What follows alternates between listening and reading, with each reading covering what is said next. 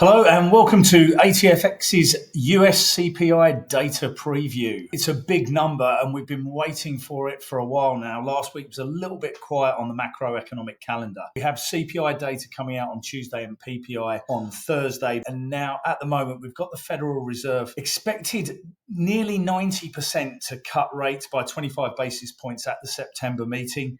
And I think pricing's around about 58 basis points of cuts priced in till the end of the year. So that's just over two 25 basis point cuts, obviously. What really pushed those Fed cut expectations out for September were the weak non-farm payrolls just about a week and a half ago, and the revision from the time before, which really pulled it back.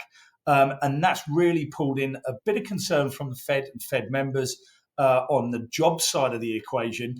Now they kind of need that inflation side of the equation to come in. We've got three different data prints that really come out on Tuesday night. So the year-on-year data, that's expected to show a 2.8% year-on-year increase. Now that's up from 2.7% last time. So it's not quite going in the right direction for Fed rate cuts, but still in a manageable level, especially given what we got from the jobs numbers. Now, the other key ones, the ones that have got a little bit more volatility, are the headline CPI. Now, that includes energy and food prices. That's expected to show a 0.2% month-on-month increase.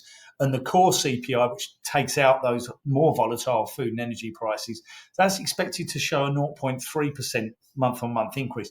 Once again, still going up, but not at a fast rate. And if we do get that data coming in on expectation, expect that to lock in that rate cut for September. And then what we're going to be looking for then is if we do get any change off of those expectations lower, that increases the chances of more rate cuts. Higher, obviously, will pull us back and could even, if it was substantially higher, could even pull us back from expectations of getting that rate cut in September. So plenty of water to come under the bridge before we get to that September meeting. I think there's still 38 days to come. So more data to come, but this would certainly be another nail in the coffin of any of the hawks that are out there, or certainly the less dovish leaning and dollar bulls.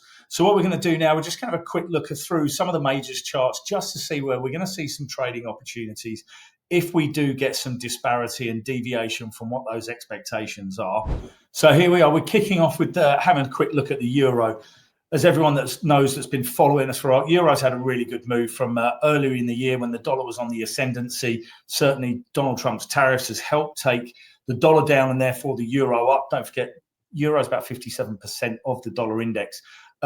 We based down here just sub 103, down there under 102 actually. And we've peaked up above 118, around about, there we go, 118.29. We're now sitting still at the upper end of that range, of course, 116.70. Gives us a nice opportunity to trade off both these. These are longer-term charts, both these quite significant trend line and key technical levels. So that top technical level now coming around about 118.22. As I said, not far off that high, up at 118. He says on the wrong one. There we go, 118.29. So good trading level, especially if we creep up there in the next few sessions before that CPI. A lower hit would lock in that interest rate cut in September. We could see it attack these levels, and a break higher would probably take us very swiftly to 120 and then open up the way for bigger moves higher. Conversely, of course, and this probably where the risk really lies, is if we do get higher numbers and it really pulls back on that expectation of a cut, the dollar would appreciate, euro goes down. Initial support now coming in around about 114.55. We've got what's a triple base down here around about 114, the figure. Attacks down here at these levels and breaks could see it open all the way for a move back to, this is a 200-day moving average, and obviously that 110 key psych level as well. So euro, plenty of potential for big moves, and these would take place over a little bit longer time, but obviously if you're watching this data and it comes out, you want to get on those trades as quickly as possible. Moving over to have a quick look at cable. Similar setup to euro, obviously major currency again, slightly less defined, I would say. There's those lows back, and that's it back in January, so we're looking all the way down at what, 121-ish. We've peaked up just around 138, and we're sitting about three big figures below that, three and a bit big figures now. Similar type of setup. we're probably going to be looking for the initial resistance to come in around about 136. Support now coming in around about 132, and then these previous lows 130, 138. Once again, bigger number, expect cable to fall back down and challenge these levels. It'd probably be an initial challenge. It would obviously depend on the side of the disparity. Weaker numbers, so weaker numbers on that month by month. If we're sitting around zeros or certainly negative, expect cable to take off. It'll attack that 136 and then these previous annual highs.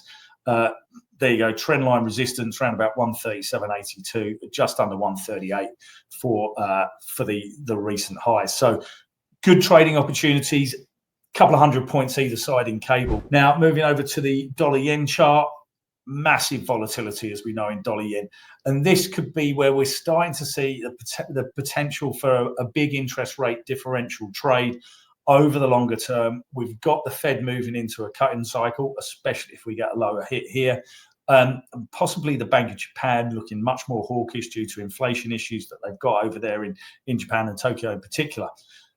We're trading around about 147.50 at the moment. We peaked out here a week and a bit ago, up at just underneath 151. The figure 200-day moving average coming in around about 149.40.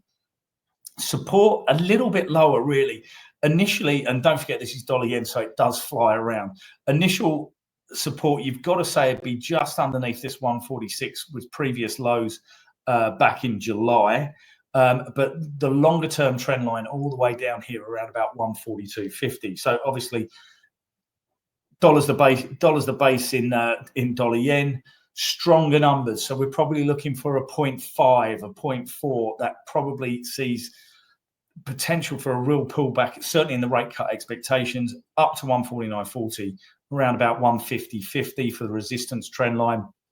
Weaker numbers, if we're looking for a 0, looking for a 0.1, or certainly negative numbers, that would take us right back down. As I said, 146 probably going to be an initial layer of support, but really the longer term support's all the way down here around about 142.50-ish.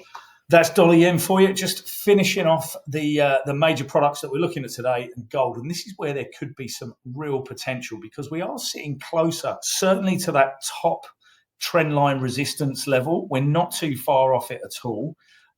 Obviously, most people that have been following the markets know gold has had a meteoric rise over the last few years, all the way back from, look, we're down 1,800 and change back in October 23, peaked out to 35,0005 back in, I'm going to say April.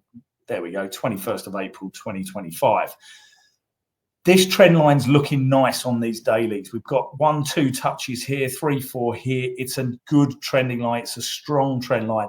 We're now not trading too far. We're around about 33.80. Trend line resistance coming in around about 34, not too far away. If we do see a downturn in that inflation number, that means we're going to see dollar selling. We could see a move back up to this resistance, a breakthrough, and then we are going to target those highs, all-time highs at 3,500. Conversely, of course, stronger numbers, we're going to see gold sold, dollar bought, and it will take us down. Initial support now, we probably should have another little trend line coming in here. Initial support will probably be around about this 32.72-75 level, and then you're looking down to the 200-day moving average, which coincides incidentally with this strong support trend line around about 30.20 at the moment. So keep an eye on that. Gold could be the one that's a bit of a favorite to trade. Does move hard and fast, especially on the back of this US data. So plenty of opportunities to get into these trades. Good opportunities in the majors, in euro, in cable, and in dollar yen. And gold might be favorite for this trade at all, but certainly the impact that you get with gold is, especially when you get to the top side, when yields are pushing up, dollars become more attractive. Don't forget as well, this is the fundamental side of the equation. Plenty of geopolitical updates coming out with Trump and Putin meeting this week as well. So could see some fairly volatile moves, but CPI key, the main event this week, and some great trading opportunities. As always, if you need anything from us at ATFX, please let us know. Thanks very much for listening. Cheers.